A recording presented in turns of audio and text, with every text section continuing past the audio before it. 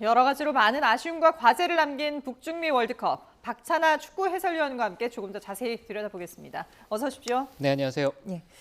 자, 먼저 앞서 리포트로도 전해드렸습니다만은 홍명보 감독이 오늘 기자회견에서 사퇴 의사를 밝혔는데 다시 보고 오겠습니다. 감독이란 자리는 결과 앞에서 어떤 설명도 없을 수 없는 자리라고 생각합니다. 그래서 오늘 저는 설명보다 책임을 말씀드리기 위해 이 자리에 섰습니다. 국민 여러분께서 기대하셨던 결과를 끝내 보여드리지 못했습니다. 그 책임은 모두 감독인 저에게 있습니다. 모든 판단이 늘 옳았다고 말씀드릴 수는 없습니다. 하지만 제 모든 판단의 기준만큼은 언제나 한국 축구였습니다.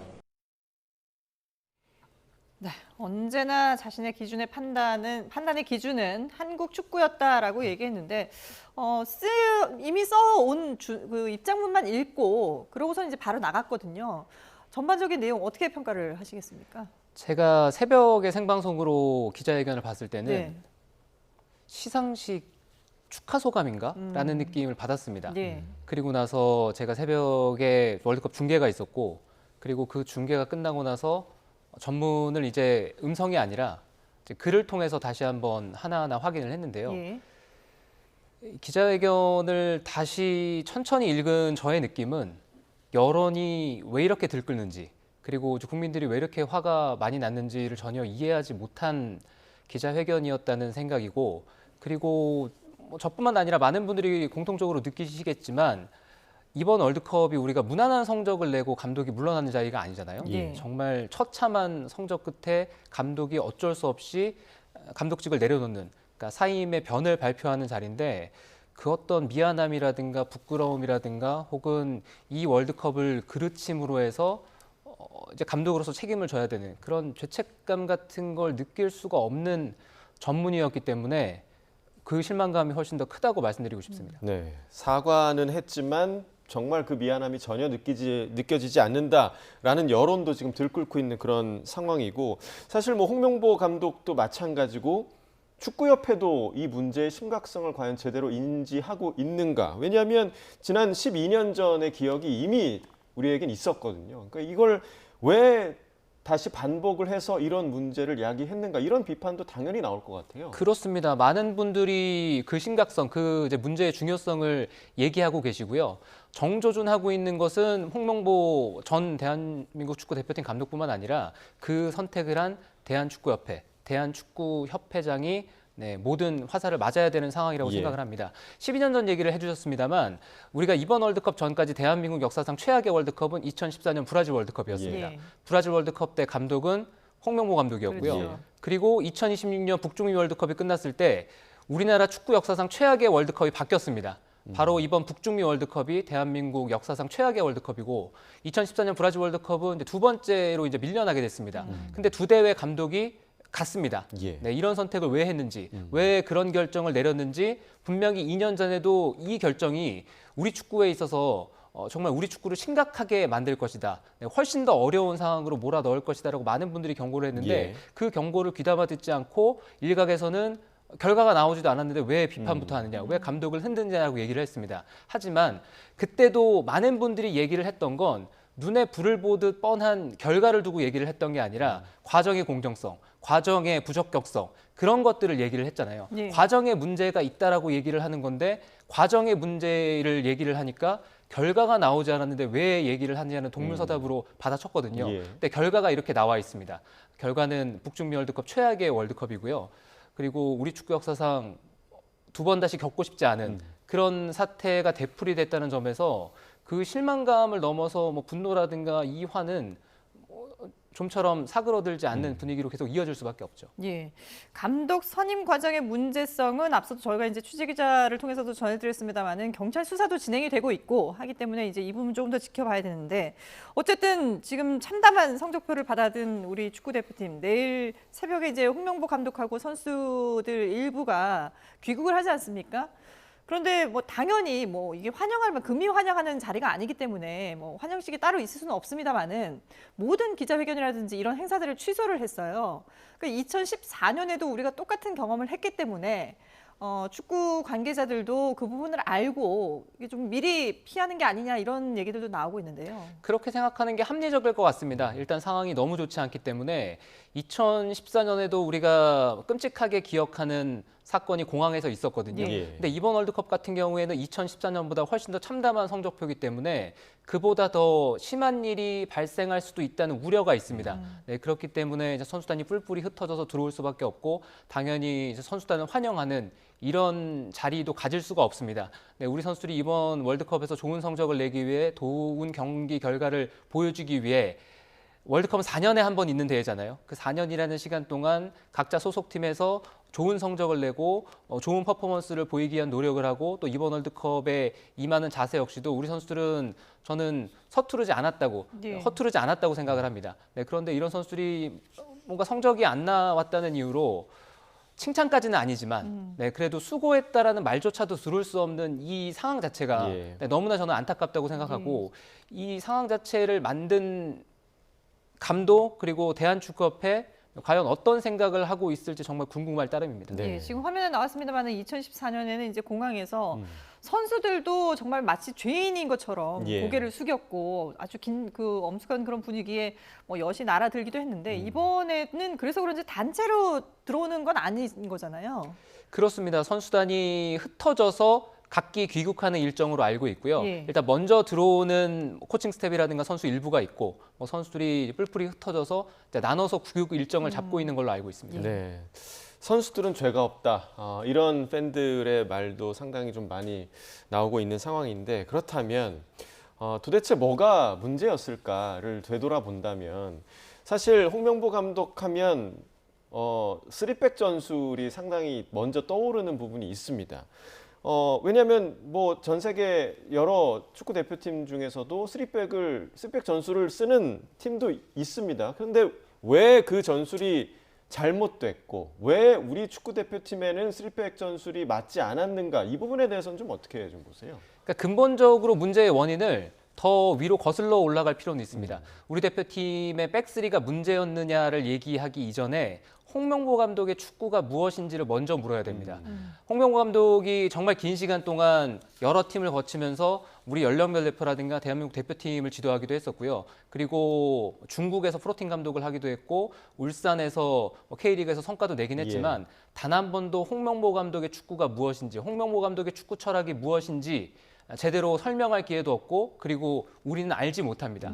네, 그렇기 때문에 축구 철학을 알지 못하기 때문에 왜 3백을 썼느냐에 대해서도 설명할 수 없다고 저는 생각을 하고요. 예. 그리고 대한민국 대표팀이 갑자기 지난 여름 이후에 백스리를 메인 포메이션으로 쓰기 시작했는데 저는 그 부분 역시도 백스리냐의 문제가 아니라 우리가 백포로 그러면 경기를 잘했느냐 그것도 아니거든요. 예. 네, 그런데 역시 말씀드렸던 것처럼 궁극적인 홍명보 전 감독에 대한 궁금증. 도대체 홍명보 감독의 축구 철학은 무엇이며 축구 철학이 무엇이기 때문에 우리 대표팀을 어떻게 이끌려고 했는지. 그것을 알게 되면은 우리 대표팀이 왜 백포를 쓰다가 백스리를 썼는지를 어느 정도 이해는 할 수가 있습니다. 예. 하지만 그 철학이 없는 상태에서 갑작스럽게 백스리를 갑자기 쓰기 시작하고 대회 전까지만 하더라도 홍명보 전 감독이 항상 자신 있게 주장했던 거는 월드컵이라는 무대에서 한 가지 전술로만은 대회를 치를 수 없다. 예. 하지만 우리 대표팀은 복사해서 붙여넣기처럼 조별리그 1차전부터 3차전까지 똑같은 경기 양상을 보였습니다. 근데 이조차도 대회가 끝났을 때 우리 대표팀이 왜 이런 경기가 나오고 왜 이런 결과가 나왔느냐라고 물었을 때 홍명보 감독의 대답은 모르겠다였습니다. 그 대답으로 모든 게 가름되지 않을까 싶습니다. 그렇군요. 사실 이번 그 월드컵에 상당히 기대가 컸던 것이 물론 이제 조별 그 리그를 봤을 때 대진표도 상당히 우리가 유리한 편이었고 거기다가 지금 황금 세대라고 불리지 않습니까? 손흥민, 이강인, 김민재 뭐 이런 훌륭한 선수들 물론 이제 모든 대표팀 선수들이 마찬가지입니다만은 이런 황금 세대 선수들이 있기 때문에 이번만큼은 우리가 정말 좋은 성적을 낼 수 있는 기회다라고 했는데 결국은 말씀하신 것처럼 감독의 축구 철학의 부재 그리고 결국은 선수들을 제때 이렇게 활용하지 못한 그런 부분들이 좀 뼈아팠다라고 봐야겠죠. 대회 전에도 불안감이 없지는 않았습니다. 우리가 3월에 있었던 유럽 원정 평가전에서도 좋은 성과를 내지 못했거든요. 홍명보 감독이 3차 예선을 통해서 월드컵 본선 진출을 결정 짓고 나서 치렀던 평가전들을 통해서 우리가 월드컵에서 잘 싸울 수 있는 팀으로 거듭났어야 됩니다. 네. 하지만 홍명보 감독은 부임부터 시작해서 정당성이 결여된 감독이라는 평가를 많이 받았잖아요. 그렇기 때문에 홍명보 감독은 매 경기마다 증명을 해야만 했어요.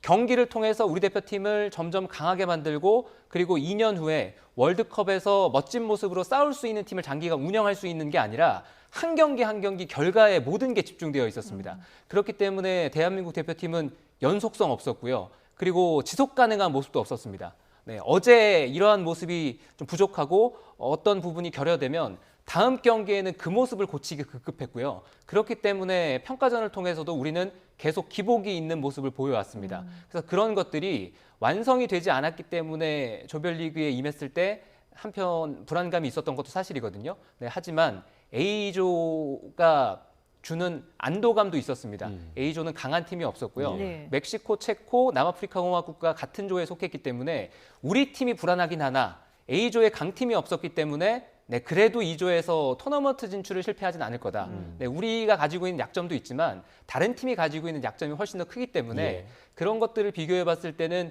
그래도 우리가 부족하긴 하지만 네, 우리의 장점이 잘 묻어난다면 토너먼트 진출 정도는 이제 수월하게 달성할 것이고 그 만에 하나 우리의 장점이 잘 드러나지 않아도 그래도 우리가 가지고 있는 게 있기 때문에 선수 개개인의 능력이 있기 때문에 토너먼트 진출을 하지 않을까 이런 예상을 했습니다만 보기 좋게 토너먼트 진출에 실패를 했고요. 그 내용을 들어봤을 때는 얘기해 주신 것처럼 주축 선수를 제대로 쓰질 못한 거. 그리고 우리 팀은 조별리그 1차전부터 3차전까지 겁에 질린 채로 축구를 했습니다. 공격적으로 상대와 예. 싸워서 이기려는 생각을 하지 않고요. 안전하게. 그리고 후방에서 공을 뺏기는 걸 두려워하는 나머지 뒤에서 선수들이 패스를 많이 돌리는 네, 이런 소극적인 경기 운영을 했던 결과가 조별리그 탈락이었죠. 네, 조금 전에 저희가 봤던 그래픽 중에 탈락팀 중에 최강 전력이다 라는 게 정말 좀 마음을 좀 씁쓸하게 만드는데 요 대목이었는데요. 주말 내내 아마 많은 축구 팬들이 마음 졸이면서 다른 팀들의 경기를 지켜봐야 하는 그런 이례적인 상황도 조금 있었습니다. 오히려 우리 대표팀이 탈락한 게 더 낫다 이런 목소리나, 그러니까 이렇게 올라가서 뭐하냐 이런 목소리도 좀 있었어요. 주말에 있었던 그런 일련의 그 과정들을 좀 어떻게 좀 느끼셨습니까? 조별리그 3차전이 끝나고 우리의 경우의 수가 있었습니다. 그러니까 3위끼리 경쟁을 해서 12개 팀 가운데 상위 8개 팀이 토너먼트에 가는 대회였잖아요. 네. 그래서 우리와 똑같이 경기를 치른 스코틀랜드가 3위 비교에서는 우리보다 순위가 낮기 때문에 예. 이제 세 팀만 더 제치면 3위를 한 팀 중에서 세 팀만 더 제치면 우리가 그래도 32강 토너먼트에 올라갈 수 있기 때문에 다른 팀의 경기 상황들을 숨죽여서 지켜봤고요. 예. 그리고 확률적으로도 저는 꽤 가능성이 있다고 개인적으로도 생각을 했습니다. 그리고 해외 언론이라든가 통계업체에서 나왔던 확률도 그랬고요. 하지만 그 숫자에는 커다란 맹점 하나가 숨어 있었는데요. 그 맹점은 조별리그 3차전이 모든 경기가 동시에 치러지지 않는다. 아, 그리고 통계가 항상 함정을 가지고 있잖아요. 예. 네, 100%가 그렇죠. 아닌 통계.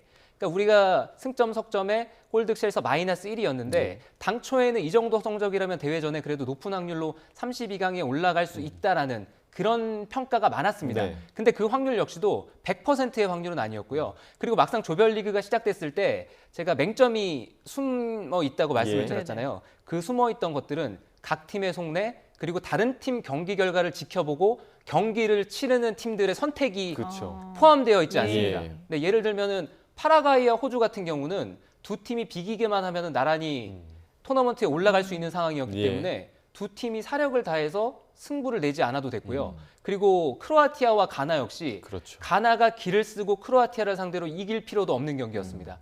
그런 것들이 통계에는 포함되지 않기 때문에 확실히 경기가 지날수록 그리고 다른 팀의 조별리그가 끝날수록 우리의 순위가 뒤쪽으로 밀려났는데 이건 역시도 우리 코칭 스텝이 이 통계의 함정에 빠지면서 예. 제대로 된 냉정한 판단을 하지 못한 경기가 아닌가 싶습니다. 예. 알겠습니다. 어쨌든 뭐 여러 가지로 정말 많은 국민들이 이해할 수 없다라는 반응과 함께 좀 분노를 느끼고 있는 그런 부분들 짚어봤습니다. 지금까지 박찬아 해설위원과 함께 월드컵 소식 짚어봤습니다. 잘 들었습니다.